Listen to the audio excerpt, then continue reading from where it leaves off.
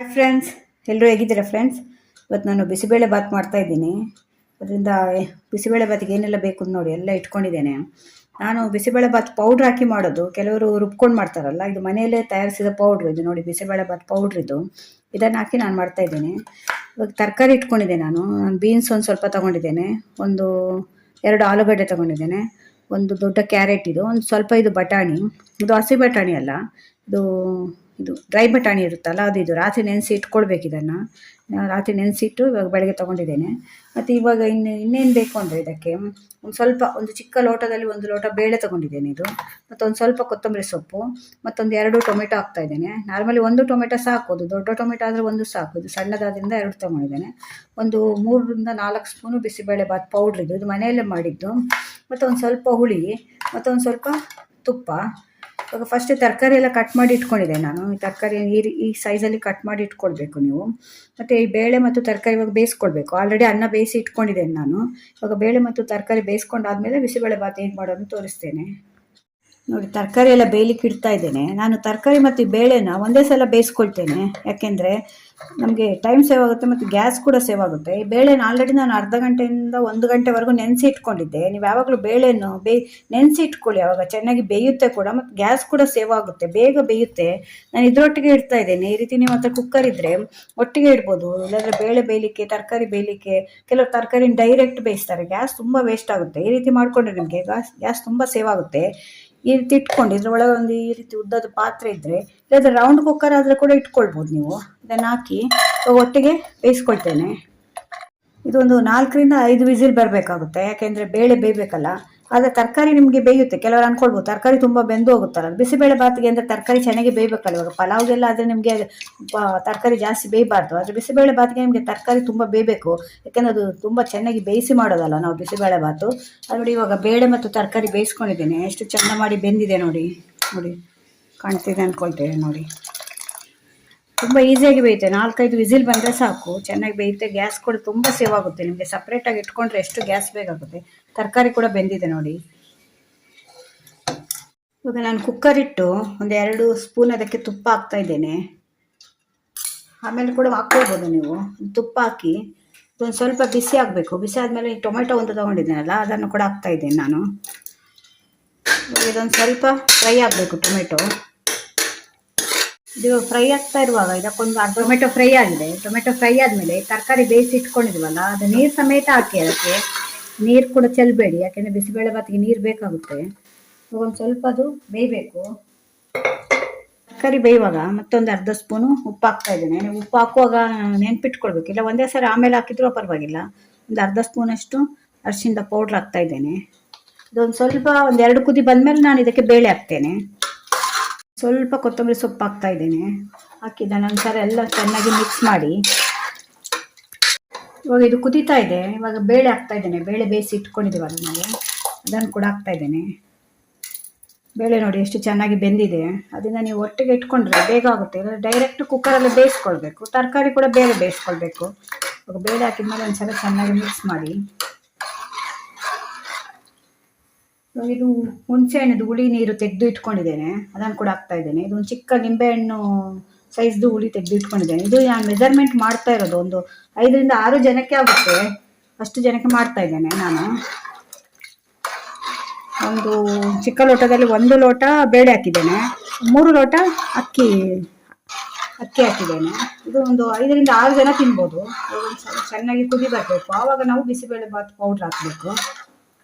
ಇವಾಗ ಅದು ಕುದೀತಾ ಇದೆ. ಅದು ಕುದೀತಾ ಇರುವಾಗ ನಾನು ಬಿಸಿಬೇಳೆ ಬಾತ್ ಪೌಡ್ರ್ ಹಾಕ್ತೇನೆ. ಇದರಲ್ಲಿ ನಾನು 3 ರಿಂದ 3.5 ಸ್ಪೂನ್ ತೊಗೊಂಡಿದ್ದೇನೆ. 3.5 ಸ್ಪೂನ್ ಹಾಕಿ ಇದನ್ನು ನೀರು ಹಾಕಿ ಕಲಸಿ ಹಾಕ್ತೇನೆ, ಯಾಕೆಂದರೆ ಅದು ಗಂಟು ಕಟ್ಟುತ್ತೆ ಹಾಗೆ ಹಾಕಿದರೆ. ಅದಕ್ಕೊಂದು ಸ್ವಲ್ಪ ನೀರು ಹಾಕಿ ಚೆನ್ನಾಗಿ ಈ ರೀತಿ ಕಲಸಿ, ಆಮೇಲೆ ಮತ್ತೆ ನೋಡ್ಕೊಳ್ಳಿ, ಬೇಕಾದರೆ ಮತ್ತೆ ಪೌಡ್ರ್ ಮಿಕ್ಸ್ ಮಾಡ್ಕೊಳ್ಬೋದು.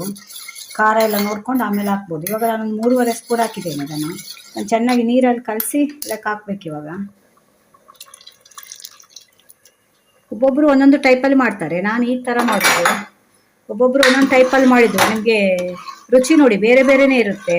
ಎಲ್ಲ ಒಂದೇ ರೀತಿ ಕಾಣುತ್ತೆ ಮಾಡೋದು, ಆದರೆ ರುಚಿ ಮಾತ್ರ ಬೇರೆ ಬೇರೆಯೇ ಇರುತ್ತೆ. ಇದೊಂದು ಸಲ ಚೆನ್ನಾಗಿ ಕುದಿ ಬರುವಾಗ ಇದಕ್ಕೆ ಅನ್ನ ಮಿಕ್ಸ್ ಮಾಡಬೇಕು. ಇವಾಗ ಇದಕ್ಕೆ ಮತ್ತೆ 1 ಸ್ಪೂನ್ ಉಪ್ಪು ಹಾಕ್ತಾ ಇದ್ದೇನೆ. ಆವಾಗ ಒಂದು ಅರ್ಧ ಸ್ಪೂನ್ ಹಾಕಿದ್ದೆ. ಇದಕ್ಕೆ ಮತ್ತೆ ಒಂದು ಸ್ಪೂನ್ ಉಪ್ಪು ಹಾಕ್ತಾ ಇದ್ದೀನಿ. ಉಪ್ಪು ಮಾತ್ರ ನೀವು ನೋಡ್ಕೊಂಡು ಹಾಕಬೇಕು. ತರಕಾರಿ ಬೇಯುವಾಗ ನೀವು ಉಪ್ಪು ಹಾಕಿದ್ರೆ ಅಂದರೆ ಅದು ಕೂಡ ಗಮನದಲ್ಲಿ ಇಟ್ಕೊಳ್ಬೇಕು. ಆ ಉಪ್ಪು ಕೂಡ ಇಲ್ಲಾಂದರೆ ಉಪ್ಪು ಜಾಸ್ತಿ ಆಗೋಗುತ್ತೆ. ಇದು ಚೆನ್ನಾಗಿ ಕುದಿ ಬರಬೇಕು. ಈಗ ಕುದಿ ಬಂದಷ್ಟು ಅದು ರುಚಿ ಜಾಸ್ತಿ ಇರುತ್ತೆ. ಕೆಲವರು ಕಡಲೆ ಬೀಜ ಎಲ್ಲ ಹಾಕ್ತಾರೆ, ನಾನು ಏನೂ ಹಾಕಲ್ಲ, ಸಿಂಪಲ್ ಆಗಿ ಮಾಡೋದು. ನಮ್ಮ ಮನೆಯಲ್ಲಿ ಕಡಲೆ ಬೀಜ ಎಲ್ಲ ಹಾಕಿದ್ರೆ ಮಕ್ಕಳಿಗೆ ಇಡಿಸಲ್ಲ. ಇದು ಮಸಾಲೆ ಪೌಡ್ರ್ ಹಾಕಿ ಹಾಗೆ ಸಿಂಪಲ್ ಆಗಿ ಮಾಡೋದು. ಬಿಸಿಬೇಳೆ ಪೌಡ್ರ್ ಹಾಕಿ ತುಂಬ ಈಸಿ ಆಗುತ್ತೆ, ಬೇಗ ಕೂಡ ಆಗುತ್ತೆ, ರುಚಿ ಕೂಡ ಚೆನ್ನಾಗಿರುತ್ತೆ. ಇವಾಗ ಇದು ಚೆನ್ನಾಗಿ ಕುದಿ ಬರಬೇಕು. ಕುದಿ ಬರ್ತಾ ಇದೆ. ಕುದಿ ಬರುವಾಗ ಅನ್ನ ಹಾಕ್ತಾ ಇದೆ ನೋಡಿ. ಇದು 3 ಲೋಟ, ಚಿಕ್ಕ ಲೋಟದಲ್ಲಿ 3 ಲೋಟ ಅನ್ನ ಮಾಡ್ಕೊಂಡಿದೆ. ಇಷ್ಟಾಗಿದೆ. ಈಗ ಸ್ವಲ್ಪನೇ ಹಾಕಿ ಮಿಕ್ಸ್ ಮಾಡಿ, ಒಂದೇ ಸಲ ಹಾಕಬೇಡಿ. ಒಂದ್ಸಲ ಮಿಕ್ಸ್ ಮಾಡ್ಕೊಳ್ಳಿ. ಎಷ್ಟು ಈಸಿಯಾಗಿ ಮಾಡ್ಕೊಳ್ಬೋದು, ತುಂಬ ಈಸಿ. ಕೆಲವರು ಒಂದೇ ಸಲ ಕುಕ್ಕರಲ್ಲಿ ಇಟ್ಟು ಬೇಯಿಸ್ಕೊಂಡು ಕೂಡ ಮಾಡ್ತಾರೆ, ಅದು ಕೂಡ ಹಾಗೆ ಕೂಡ ಮಾಡ್ಕೊಳ್ಬೋದು. ಆದರೆ ಈ ರೀತಿ ಮಾಡಿದರೆ ನಿಮಗೆ ಟೇಸ್ಟ್ ತುಂಬ ಚೆನ್ನಾಗಿ ಬರುತ್ತೆ ಮತ್ತು ಎಲ್ಲ ಚೆನ್ನಾಗಿ ಹೊಂದಿಕೆ ಆಗಿ ಆಗುತ್ತೆ. ಅದಕ್ಕೇನು ಟೈಮ್ ಹಿಡಿಯಲ್ಲ, ಬೇಗ ಆಗುತ್ತೆ. ಇವಾಗ ಇನ್ನು ಉಳಿದ ಅನ್ನ ಕೂಡ ಹಾಕ್ಕೊಳ್ತೀನಿ.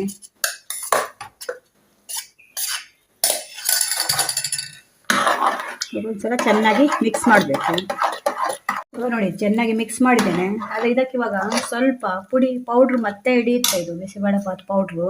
ಇವಾಗ ಇದಕ್ಕೆ ಮತ್ತೆ 1 ಸ್ಪೂನಷ್ಟು ಬಿಸಿಬೇಳೆಬಾತ್ ಪೌಡ್ರ್ ಹಾಕಿ ನಾನು ನೀರಲ್ಲಿ ಕಲಸಿ ಹಾಕ್ತಾ ಇದ್ದೇನೆ. ಅದನ್ನು ನಾನು ಒಂದು ಸಲ ನೋಡ್ಕೊಳ್ಬೇಕು. ನಿಮಗೆ 3.5 ಸ್ಪೂನ್ ಹಾಕಿದ್ದೆ, ಇವಾಗ ಒಂದು 4 ರಿಂದ 5 ಸ್ಪೂನ್ ಹಿಡಿಯುತ್ತೆ. ಇದು ಜಾಸ್ತಿ ಮಾಡ್ತಿರೋದ್ರಿಂದ ನಿಮಗೆ ಸ್ವಲ್ಪ ಮಾಡಿದ್ರೆ ಕ್ವಾಂಟಿಟಿ ನೋಡ್ಕೊಂಡು ಹಾಕ್ಕೊಳ್ಳಿ. ಇದು ಸ್ವಲ್ಪ ನೀರಾಗಿ ಮಾಡ್ಕೊಳ್ಬೇಕು. ನಿಮ್ಗೆ ಆಮೇಲೆ ನಾವು ತಿನ್ನುವಾಗ ನೀವು ಒಂದು ಅರ್ಧ ಗಂಟೆ ಬಿಟ್ಟು ತಿನ್ನುವಾಗ ಗಟ್ಟಿ ಆಗುತ್ತೆ. ಒಂದ್ಸಲ ಚೆನ್ನಾಗಿ ಕುದಿ ಬರಬೇಕು. ಇವಾಗ ಉಪ್ಪು ನೋಡ್ಕೊಳ್ಳಿ, ಉಪ್ಪು ಬೇಕಾದರೆ ಉಪ್ಪು ಕೂಡ ಮಿಕ್ಸ್ ಮಾಡ್ಕೊಳ್ಬೋದು. ಇವಾಗ ಇದಕ್ಕಿಷ್ಟು ಬೆಲ್ಲ ಹಾಕ್ತಾ ಇದ್ದೇನೆ. ಬೆಲ್ಲ ನೋಡ್ಕೊಂಡು ಹಾಕ್ಕೊಳ್ಳಿ. ನಿಮಗೆ ಸಿಹಿ ಕಮ್ಮಿ ಬೇಕು ಅಂದರೆ ಸ್ವಲ್ಪ ಕಮ್ಮಿ ಹಾಕ್ಕೊಳ್ಬೋದು. ನಾವು ಇಷ್ಟ ಹಾಕ್ತೇವೆ. ಇದು ಬೆಲ್ಲ ಬೇಡ ಅಂದರೆ ಬೆಲ್ಲ ಸ್ಕಿಪ್ ಮಾಡ್ಕೊಳ್ಬೋದು. ಇವಾಗ ಇದಕ್ಕೊಂದು ಸ್ವಲ್ಪ ಕೊತ್ತಂಬರಿ ಸೊಪ್ಪು ಹಾಕ್ತಾ ಇದ್ದೇನೆ. ಮತ್ತು ಇವಾಗ ಮೇಲೆ ಮತ್ತೊಂದು ಸ್ಪೂನು ತುಪ್ಪ ಹಾಕ್ತಾ ಇದ್ದೇನೆ. ತುಪ್ಪ ಏನು ಜಾಸ್ತಿ ಇದಕ್ಕೆ ಬೇಕು ಅಂತಿಲ್ಲ, ನಾವು ತಿಂತೇವಲ್ಲ ಆಗ ತುಪ್ಪ ಹಾಕ್ಕೊಂಡು ತಿನ್ಬೋದು ಮೇಲೆ. ಇವಾಗ ಚೆನ್ನಾಗಿ ಕುದಿ ಬಂದರೆ ಬಿಸಿಬೇಳೆಬಾತ್ ರೆಡಿ ಆಯಿತು ನೋಡಿ. ಇವಾಗ ಆಗಿದೆ, ಚೆನ್ನಾಗಿ ಕುದಿ ಬಂದಿದೆ. ಇವಾಗ ಇದಕ್ಕೊಂದು ಸ್ವಲ್ಪ ಕೊತ್ತಂಬರಿ ಸೊಪ್ಪು ಹಾಕಿ ಲಾಸ್ಟಲ್ಲಿ ಆಫ್ ಮಾಡ್ತೇನೆ ನಾನು. ಇಷ್ಟೇ ಸಿಂಪಲ್ ಆಗಿ ಮಾಡ್ಕೊಳ್ಬೋದು ಬಿಸಿಬೇಳೆಬಾತು. ಈಗ ಬೇಕಿದ್ರೆ ಕಡಲೆ ಬೀಜ ಎಲ್ಲ ಹಾಕ್ಕೊಳ್ಬೋದು. ನಾನು ಅದನ್ನು ಯಾವುದನ್ನು ಹಾಕಲ್ಲ, ಕಡಲೆ ಬೀಜ ಎಲ್ಲ. ಇದು ಕೊತ್ತಂಬರಿ ಸೊಪ್ಪು ಹಾಕಿದ್ಮೇಲೆ ನಾನು ಜಾಸ್ತಿ ಕುದಿಸಲ್ಲ. ಒಂದ್ಸಲ ಮಿಕ್ಸ್ ಮಾಡಿದ್ಮೇಲೆ ಆಫ್ ಮಾಡ್ತೇನೆ. ಬಿಸಿ ಬಿಸಿಯಾದ ಬಿಸಿಬೇಳೆಬಾತು ರೆಡಿಯಾಗಿದೆ ನೋಡಿ ಫ್ರೆಂಡ್ಸ್. ರುಚಿಯಾದ ಬಿಸಿಬೇಳೆಬಾತ್ ರೆಡಿಯಾಗಿದೆ. ಇದು ಸಿಂಪಲಾಗಿ ಈಸಿಯಾಗಿ ಮನೇಲಿ ಮಾಡ್ಕೊಳ್ಬೋದು, ತುಂಬ ಚೆನ್ನಾಗಿರುತ್ತೆ ಕೂಡ. ಕೆಲವು ತರಕಾರಿನ ದೊಡ್ಡದಾಗಿ ಕಟ್ ಮಾಡ್ಕೊಳ್ತಾರೆ, ನಾವು ಸಣ್ಣ ಸಣ್ಣ ಕಟ್ ಮಾಡ್ಕೊಳ್ತೇವೆ. ಮಕ್ಕಳಿಗೆ ತರಕಾರಿ ಎಲ್ಲ ಜಾಸ್ತಿ ಸಿಗಬಾರ್ದು, ಇದರಲ್ಲೆಲ್ಲ ಮಿಕ್ಸ್ ಆಗಿ ಬೆಂದು ಹೋಗುತ್ತಲ್ಲ, ಅದರಿಂದ ನಾನು ಸಣ್ಣ ಕಟ್ ಮಾಡ್ಕೊಂಡಿದ್ದೇನೆ ನೋಡಿ. ಹೇಗೆ ಕಾಣ್ತಾ ಇದೆ, ತುಂಬ ಚೆನ್ನಾಗಿರುತ್ತೆ ಇದು. ನಾನು ಇಷ್ಟೊಂದು, ನೀವು ಅಂದ್ಕೊಳ್ಬೋದು ಎಷ್ಟೊಂದು ಒಂದು ಕುಕ್ಕರ್ ಮಾಡಿಟ್ಟಿದ್ದಾರೆ ಅಂತ. ಗೆಸ್ಟ್ ಬರ್ತಾ ಇದ್ದಾರೆ, ಇವತ್ತು ಸಂಡೇ ಮಾಡ್ತಾ ಇದ್ದೇನೆ ಮಧ್ಯಾಹ್ನ.